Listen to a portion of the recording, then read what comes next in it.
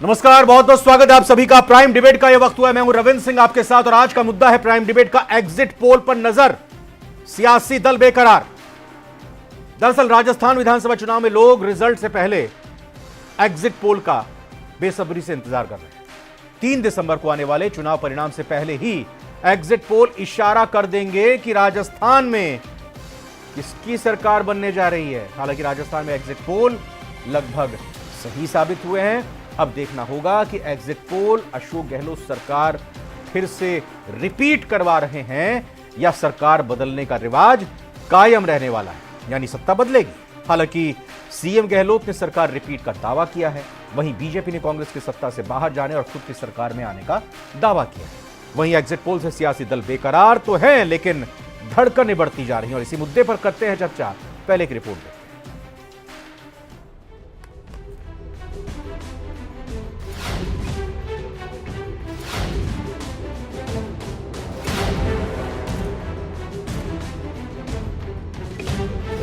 राजस्थान में किसकी बनेगी सरकार, दावों की भरमार। राजस्थान में जीते हम लोग स्पष्ट बहुमत से। एग्जिट पोल से पहले सियासी दलों की धड़कनें हुई तेज। जनता का अपार समर्थन भारतीय जनता पार्टी को मिला है। एग्जिट पोल से मिलेंगे संकेत, रिवाज बदलेगा या राज।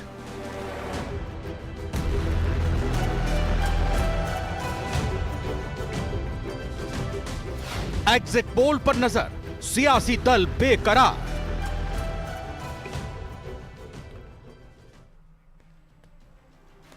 तो दावे तो वैसे एग्जिट पोल से पहले भी चल रहे थे, मतदान से पहले दावे चल रहे थे, सरकार बनाने के मतदान के बाद दावे चल रहे थे, एग्जिट पोल के बाद भी दावे चलेंगे। और जिस दिन मतगणना होगी यानी 3 दिसंबर को, मानकर चलिए दोपहर 12 बजे तक, 1 बजे तक मतगणना के दौरान रुझान को पलटने के भी दावे चलते रहेंगे। यानी जब तक पूरी स्थिति साफ नहीं हो जाएगी तब तक दावों की बौछार जारी रहेगी। लेकिन एग्जिट पोल की आइए शुरुआत करते हैं। 4 मेहमान हमारे साथ जुड़ चुके हैं। मदन प्रजापति जी हैं, बीजेपी प्रवक्ता। स्वागत मदन जी आपका। प्रतिष्ठा यादव, प्रवक्ता कांग्रेस। प्रतिष्ठा जी स्वागत आपका, नमस्कार। मेरे साथ महेश शर्मा जी, वरिष्ठ पत्रकार के तौर पर जुड़े हैं। महेश जी बहुत बहुत स्वागत सर, नमस्कार। और निरंजन पोद्दार जी, राजनीतिक विश्लेषक के तौर पर मेरे साथ जुड़ चुके हैं। पहला सवाल मदन प्रजापति जी, कल आ रहे हैं एग्जिट पोल?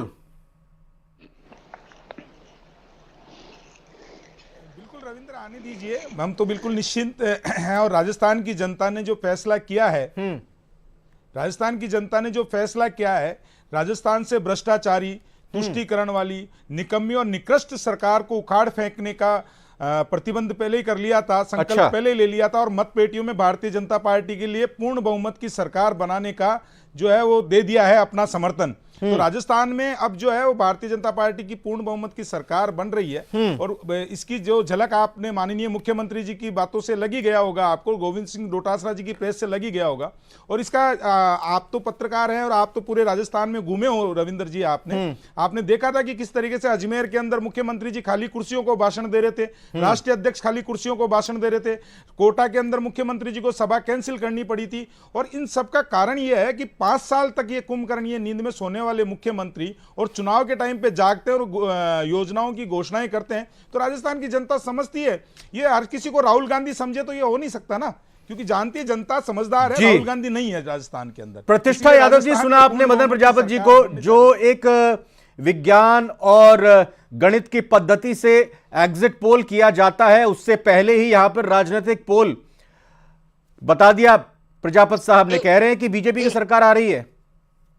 बिल्कुल मैंने सुना मदन जी को, लेकिन क्या है कि ये लोग, इनकी गलती नहीं है मदन जी की, इनकी पार्टी का जो सिस्टम है वो सारा ही ऐसा ही है कि और कॉन्फिडेंट और अनावश्यक बयानबाजी में और किसी भी चीज पर, किसी भी लेवल पर जाकर ये बात करने में ज्यादा विश्वास रखते हैं। कभी कहते हैं गोली मारो अनुराग ठाकुर जी, कभी प्रधानमंत्री जी कब्रिस्तान और शमशान की बात करने लग जाए। तो ये जिस पार्टी का मुखिया ही इतना बड़बोला हो, उस पार्टी के जो प्रवक्ता है वो भी इसी तरह की बात करेंगे।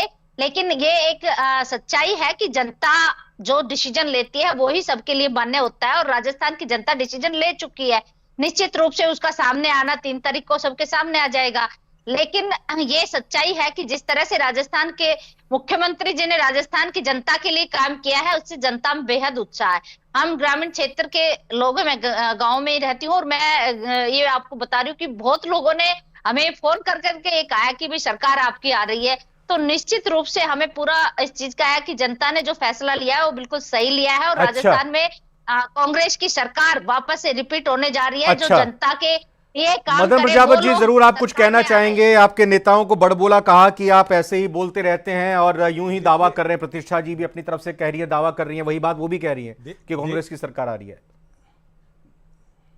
देखिए रविंदर जी, जो प्रतिष्ठा जी बोल रही हैं मेरी बहन नहीं है, लेकिन इनको मैं बता दूं बड़पोलापन किसको कहते हैं। अभी अभी राहुल गांधी माननीय प्रधानमंत्री जी को, जो देश के यशस्वी प्रधानमंत्री हैं और एक पद पे गरिमा होती है संविधान के अंदर, उनको किस तरीके से इन्होंने शब्दों का पनौती जैसे शब्दों का प्रयोग किया, कभी क्या बोला इन्होंने, उस पर मैं नहीं जाना चाहता। लेकिन ये तो बोलने की बात इनको ये बताई है, ये तो अपने ही सहयोगी को, अपने ही पूर्व प्रदेश अध्यक्ष उप मुख्यमंत्री को घिसड़ाई, रगड़ाई, कोरोना, गद्दार जैसे शब्दों से, और आज भी मुख्यमंत्री जी ने कहा है। और मैं देखता हूं रविंद्र, आप भी देखिए कि राजस्थान का मुख्यमंत्री इतना कमजोर था, जो ये कह रहा है मेरी सरकार गिराने की कोशिश कर रहे थे। अब सरकार कौन गिरा रहा था वो सबको पता है, सचिन पायलट का नाम ले रहे थे, उनको उस टाइम पे गद्दार भी कहा। और इतना कमजोर जिसके पास में पुलिस उनकी है, गृह मंत्रालय उनके हैं, और कार्रवाई करने के अंदर लाचार हैं वो।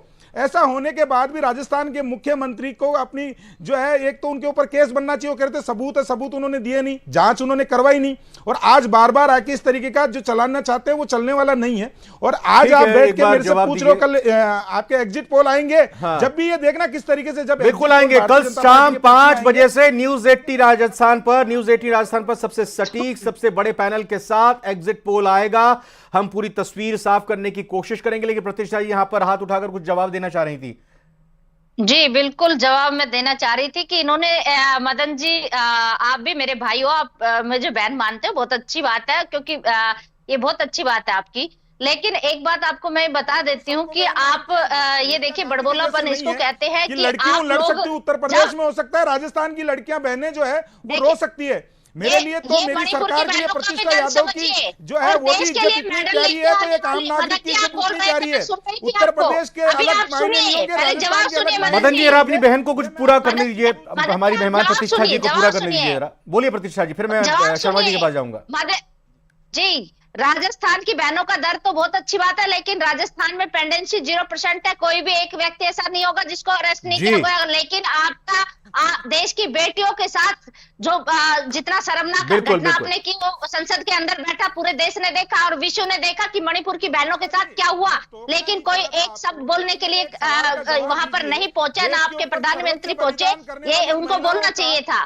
बड़बोलापन इसको कहते हैं कि आप प्रधानमंत्री जी ने तो दावा किया था 2013 में कि महंगाई घटा दूंगा, 15 लाख प्रत्येक व्यक्ति के, और राजस्थान का मुख्यमंत्री नौकरियां दे दूंगा। कहाँ है 15 लाख को, कहाँ है 2 करोड़ नौकरियां? देश को जवाब दीजिए। बड़बोलापन किसे कहते हैं? महंगाई बढ़ाकर 4 गुना कर बना रहता है राजस्थान के। महेश शर्मा जी को लाइए। महेश जी एक मिनट प्लीज। मदन जी और प्रतिष्ठा जी एक मिनट। महेश जी, अगर मैं गलत नहीं हूं तो शायद मतदान हो चुका है, चुनाव प्रचार हो चुका है, अब तो इंतजार हमें नतीजों का है ना। कल एग्जिट पोल आ रहे हैं, लेकिन लग रहा है ऐसा कि अभी भी दोनों ही पार्टी के प्रवक्ताओं की तरफ से ऐसा माहौल बनाया जा रहा है कि हाँ अभी तो कल ही वोट डलने हैं। नहीं, मैं ये बताना चाह रहा हूं कि अभी 3 दिसंबर तक का इंतजार कीजिए। हाँ। नतीजे जो आएंगे वो इससे पहले जो है सब राजनीतिक दल जो हैं सब अपने अपनी जीत के दावे करते हैं। लेकिन सर एक चीज और, क्योंकि जो एग्जिट पोल पिछली बार राजस्थान के परिप्रेक्ष्य में संदर्भ में आया था वो काफी हद तक सटीक रहा था। कल के एग्जिट पोल से क्या माना जाए कि एक तस्वीर साफ होगी, और क्या कांग्रेस और बीजेपी और बाकी राजनीतिक दल भी इन एग्जिट पोल्स का इंतजार कर रहे होंगे, भले ही वो उस पर यकीन करें या ना करें?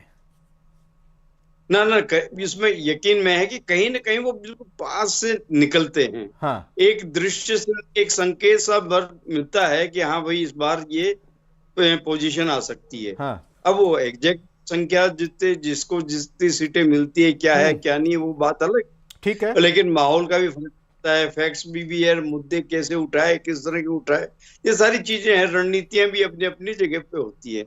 लेकिन हाँ ये है कि जो एक संकेत देते हैं, एक जिसे बोलते हैं ना ट्रेलर होता है, ट्रेलर के रूप में वो दिखता है भाई हाँ ये इतना हो सकता है, ये अनुमान हो सकता है, क्योंकि इस समय आज दोनों प्रतिद्वंदी दल जो हैं अपने अपने जीत के दावे कर रहे हैं कि हमारी हवा है, लेकिन ये है कि अंडर करंट है। अंडर करंट किसका है? ये मतदाता ने जो दिया है उसको मालूम है कि वो क्या आपको परिणाम देने वाला है। लेकिन अभी ये जो है नतीजे तो आप इंतजार कीजिएगा। वैसे ये बात जरूर है कि इस बार कांटे की टक्कर रही है, कोई भी पुख्ता नहीं कर सकता है कि मैं मतलब क्या कथन में कि हमारा दल जीत जाए। निरंजन पोद्दार साहब, आप राजनीतिक विश्लेषक के तौर पर जाहिर तौर पर जो बिटवीन द लाइंस जो बयान दिए जाते हैं उसका अर्थ और मर्म साफ तौर पर परिभाषित कर सकते हैं। मैं आपसे जानना चाहूंगा, आज मुख्यमंत्री जी ने कहा 3 दिसंबर को फैसला आ जाएगा, हम जनता जनार्दन के फैसले को विनम्रता से स्वीकारेंगे, लोकतंत्र में जनता ही माई बाप है, हमारी योजनाएं को लेकर मुद्दे हमारे थे लेकिन बीजेपी ने हिंदू मुस्लिम कर दिया, इसके अलावा कोई मुद्दा नहीं उनके पास। क्या समझा जाए उनके इस बयानों को? देखिए रविंद्र जी, निश्चित रूप से मुख्यमंत्री जी का जो बयान है बहुत सराहनीय है, लेकिन यहाँ पे थोड़ा सा एक चीज वेदनादायक ये है कि वो ये कहते हैं कि भारतीय जनता पार्टी ने हिंदू मुस्लिम कर दिया। देखिए, सबसे पहले आप जनता के जनादेश को शिरोधार्य करते हैं और उसके बाद में उसी जनता के जनादेश के ऊपर आप शक करते हैं। कोई आप मुझे एक बात बताइए, ये जो महान जनता है, इस जनता को कोई बरगला सकता है? ये जनता को कोई बेवकूफ बना सकता है? अगर कोई भी राजनीतिक व्यक्ति ये कहता है कि फला आदमी ने जनता को भरमा दिया या जनता को बेवकूफ बना दिया, तो मेरा यह मानना है कि वो ना केवल अपनी छोटी बुद्धि का परिचय दे रहा है बल्कि वो जनता का अपमान कर रहा है। क्योंकि देखिए, हमारे यहां लोकतंत्र के अंदर जनता मालिक मानी जानती है, और जितना जैसे वो एक गाना है ना पुरानी फिल्म का कि ये पब्लिक है, ये सब जानती है, तो रविंद्र जी कहीं ना कहीं आपकी नीति और नियत में कोई चीज परिलक्षित होती है तो जनता के मन में, देखिए अभी मैं थोड़ी देर पहले एक चैनल पे था, मैं वहां पे कह रहा था कि जब दो वर्गों के अंदर या दो व्यक्तियों के अंदर समान स्थिति के अंदर जब विभेद किया जाता है या अंतर किया जाता है तो निश्चित रूप से दूसरे वर्ग को पीड़ा होती है और उससे पोलराइजेशन होता है। और पोलराइजेशन जब होता है तो जो पार्टी व्यक्ति जो भी समाज जो उसका पक्ष लेता है, निश्चित रूप से देखिए उसका फेवर उसकी तरफ जाता है, इसमें कोई किंतु परंतु नहीं है। आपने ठीक है घोषणाएं की, लेकिन वास्तविकता यह है कि राजस्थान की जो जनता है, मरुधरा जो है वीर भूमि है और वीरों की और वीरांगनाओं की धरती है। आपने देखा होगा कि हमारे यहां सागा भी हुए और हमारे यहां जोहर भी हुए। वहां पे जिस तरीके से अभी मैं कांग्रेस की विद्वान प्रवक्ता को सुन रहा था, वो बार बार मणिपुर की घटनाएं लाती है, लेकिन मैं आपको बताना चाह रहा हूं रविंद्र जी, राजस्थान की जो महिलाएं हैं या राजस्थान का जो वीर मरुधरा जो है, यहां पे फ्री बीज के मुकाबले लोग अपने मान सम्मान, मैं इसी पर सवाल प्रतिष्ठा जी से लेना चाह रहा था। प्रतिष्ठा जी, मुख्यमंत्री ने जो कहा जाहिर तौर पर सराहनीय बात उसको निरंजन जी ने भी कही, लेकिन क्या ऐसा प्रतीत हो रहा है कि बीजेपी ने अगर हिंदू मुस्लिम कर दिया तो वो कहीं ना कहीं, अगर कर दिया जैसा आरोप लगाए जा रहे हैं, तो वो फिर जो गारंटीज हैं, राहत है, वो उन पर भारी पड़ गया, लोग उनको भूल गए? देखिए, बीजेपी हमेशा ही धर्म की राजनीति करके ही आगे बढ़ी है, ये तो बीजेपी का चरित्र रहा है। पिछली बार लोकसभा चुनाव से जस्ट पहले पुलवामा जैसी घटना, ये तो नहीं मैडम, तो ये बताए ना, फिर प्रतिष्ठा जी मैं वही तो पूछ रहा हूं कि आपकी गारंटीज, आपकी राहत शिविर क्या उस पर भारी पड़ गए? देखिए, बहुत सारे ऐसे मुद्दे, पुलवामा हमले ने, आप बताइए। अरे मैडम, पुलवामा छोड़िए ना, अभी जरा यही गारंटी की बात करते हैं ना मैडम, कांग्रेस के नहीं थे वो, चुनाव गारंटी की बात करते हैं ना, मोदी जी की गारंटी और मुख्यमंत्री जी की गारंटी। केवल इमोशन की राजनीति करती है, धर्म के नाम पर राजनीति करती है, इसमें तो कोई डाउट, कोई शक नहीं है। और देखिए, हम भारतीय, तो आपको लगता है कि वोटर इमोशनली हो जाता है और फिर वो जो सोशल स्कीम्स है उसको भूल जाता है, इमोशन में बहकर वो वोट देता है, ये आप कहना चाह रही हैं?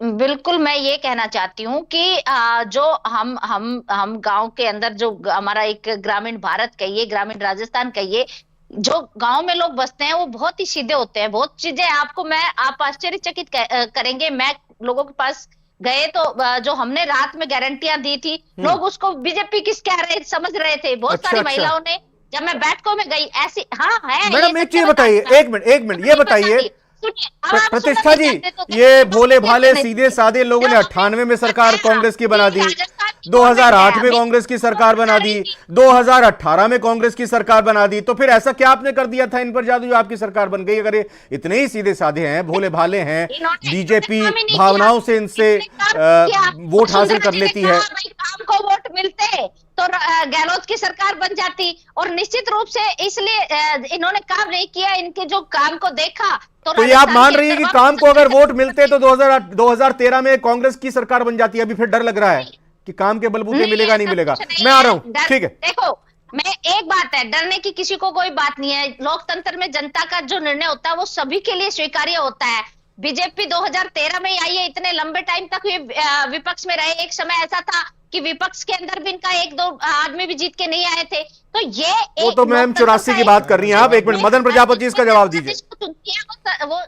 भाई आप जो है इमोशनली खेलते हैं वोटर के साथ, देखिए धर्म की राजनीति करते हैं। रविंद्र, पिछले 5 साल में राजस्थान, देखिए रविंद्र जी, पिछले 5 साल में राजस्थान में तुष्टीकरण और धर्म की राजनीति किसने की है ये राजस्थान की जनता जानती है। किस तरीके से जय सिया राम बोलने वालों को जेल में डाला गया, एक समुदाय विशेष जोधपुर के अंदर खुला तांडव करता था, दंगई जो है मुख्यमंत्री जी के आवास पर इख्तियार पार्टी के अंदर जिम रहे होते हैं। और यह भी देखा है कि जो बम ब्लास्ट के अंदर शामिल थे वो उनकी पैरवी राजस्थान सरकार ने नहीं की, इसलिए बम ब्लास्ट के जो आतंकवादी है वो छूट जाते हैं। एक रोड रेज की घटना के अंदर 50 लाख रुपए जो है मुआवजा दिया जाता है, और इसी राजस्थान में कन्हैया लाल का गला दिन दहाड़े रेत दिया जाता है। यह तुष्टीकरण की राजनीति नहीं है तो क्या है? और मैं ये पूछना चाहता हूं, प्रतिष्ठा जी कह रही हैं कि जनता बोली बाली है, तो ये तो अभी 2 दिन पहले तक तो अपनी योजनाओं के बखान कर रहे थे, और ये कह रहे हैं मैं गांव गांव गांव। अरे गांव का गे नहीं जानते हो, किसान का कह नहीं जानते हो, महिला का मैं नहीं जानते हो, और सिर्फ या टीवी चैनलों पर और बंद कमरे के एयर कंडीशन में बैठ के राहुल गांधी कुछ भी बोल जाते हैं। 2018 में संपूर्ण किसानों का कर्ज माफ को लेकर आए थे,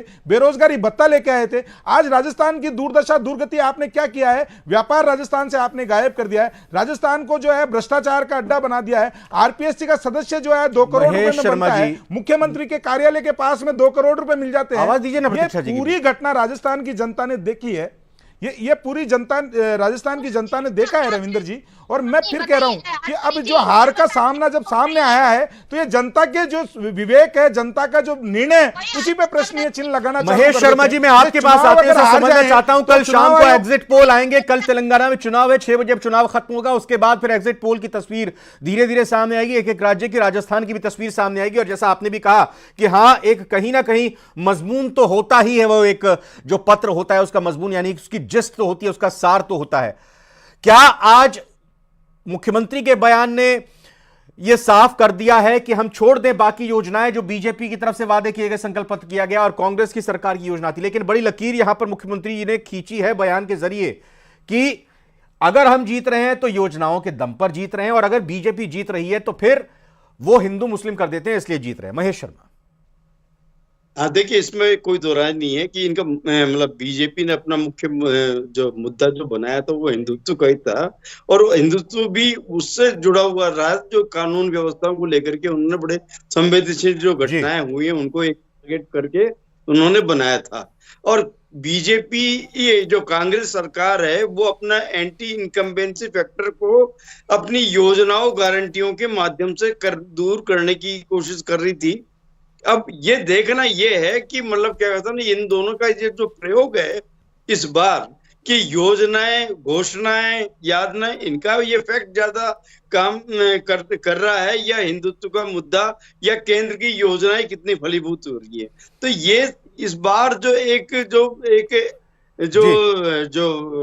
टकराव जो आया है, या जिस पर जनता ने जो अपना मतलब क्या कहता है ना, जो विश्वास किस पर ज्यादा व्यक्त किया है। निरंजन जी, यही सवाल मेरा आपसे है कि अगर सोशल सिक्योरिटीज और गारंटीज को जो सरकार ने दी, अगर उसके बल पर कांग्रेस जीतती है तो एक नई दिशा यहां पर देश की राजनीति को मिलेगी, और अगर कांग्रेस हारती है तो फिर सरकारों का, राजनीतिक दलों का इससे विश्वास उठेगा कि यह कहीं ना कहीं गलती हुई है, गड़बड़ी हुई है। हालांकि आरोप यह भी लग रहे हैं कि आखिर 6 महीने में सब कुछ किया गया है। निरंजन जी। रविंद्र जी, निश्चित रूप से देखिए, ऐसा है, दृष्टिकोण का फर्क है। और दृष्टिकोण क्या है, यहां पे खेल चल रहा है आहत करने का और राहत देने का। तो मेरा यह मानना है कि अगर कोई सरकार बिना आहत करे अगर राहत देती है तो कहीं ना कहीं वो जो राहत है वो लोगों को दिल को कनेक्ट करती है। लेकिन एक तरफ आप योजनाएं लागू करते हैं, दूसरी तरफ आप यातनाएं चालू करते हैं। तो कहने का तात्पर्य यह है कि बिना यातनाओं के अगर योजनाएं रहेंगी तो रविंद्र जी वो योजनाएं लोगों को दिल को कनेक्ट करेंगी। लेकिन यहां पे स्थिति यह है कि पहले जो अब ये बात कर रहे हैं कि धार्मिक, देखिए ऐसा होता है रविंद्र जी, निश्चित रूप से राजस्थान का समाज आपने देखा होगा कभी भी किसी भी धार्मिक उन्माद को स्वीकारोक्ति नहीं है। लेकिन जब धार्मिक उन्माद इतना बढ़ के बोले और जब किसी एक विशेष समुदाय को खुश करने के लिए अगर आप ये मान के चलिए दूसरे बड़े समुदाय की धार्मिक यात्राओं के ऊपर भी धारा 144 लग जाए या उनके बड़े पर्वों के ऊपर धारा 144 लग जाए या फलाने प्रतिबंध, ढिमकाने प्रतिबंध, तो निश्चित रूप से देखिए मदन जी आप दोनों से ही जानना चाहूंगा। पहले प्रतिष्ठा जी आप बताइए, 25 तारीख को वोट डल चुके हैं, 29 तारीख हो गई है, करीब करीब 4 दिन बीत चुके हैं। मतदाताओं के वोट के बाद प्रत्याशियों से बात की होगी, आप लोगों का एग्जिट पोल, आप लोगों का अनुमान, कांग्रेस का क्या कहता है, कितनी सीट कांग्रेस की आ रही है और बीजेपी की आ रही है, दोनों की पूछ रहा हूं। प्रतिष्ठा जी पहले आप। राजस्थान में कांग्रेस की सरकार वापस बनने जा रही है और ये 3 तारीख को आपको पूरी जब मतगणना हो जाएगी तो ये चीज साफ हो जाएगी कि जनता ने किसके आपका भी तो अनुमान होगा ना कुछ। हमें पूरा भरोसा है कि जनता का फैसला बिल्कुल सही आया है और हमारे पक्ष के अंदर आया है।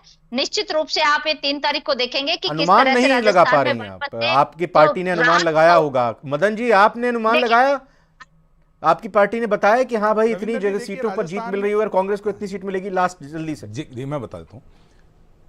देखिए रविंद्र जी, राजस्थान की जनता ने और राजस्थान की जो सरकार है अपने निकम्मेपन और निकृष्टता और भ्रष्टाचार पुष्टिकरण को छुपाने के लिए योजनाएं लेके आई थी। उन योजनाओं का जवाब राजस्थान की जनता ने दिया। भारतीय जनता पार्टी प्रचंड बहुमत के साथ सरकार बना रही है, पूर्ण बहुमत की सरकार बन रही है। बीजेपी और कांग्रेस दोनों नहीं बता रही है, जाहिर तौर पर यह बताएगा आपको महा एग्जिट पोल न्यूज 18 राजस्थान पर कल शाम को 5 बजे से देखिएगा, लगातार बताएंगे कि आखिर किन कारणों से ये एग्जिट पोल, महा एग्जिट पोल समीकरण दे रहा है। सबसे सटीक एग्जिट पोल होगा, सबसे बड़े पैनल के साथ होगा और बिल्कुल जाहिर तौर पर आपको ये बताएंगे कि आखिर 3 तारीख को जो नतीजे आएंगे उनकी तस्वीर न्यूज 18 राजस्थान कल महा एग्जिट पोल देखिएगा। फिलहाल आज प्राइम डिबेट में इतना ही। सभी मेहमानों का बहुत बहुत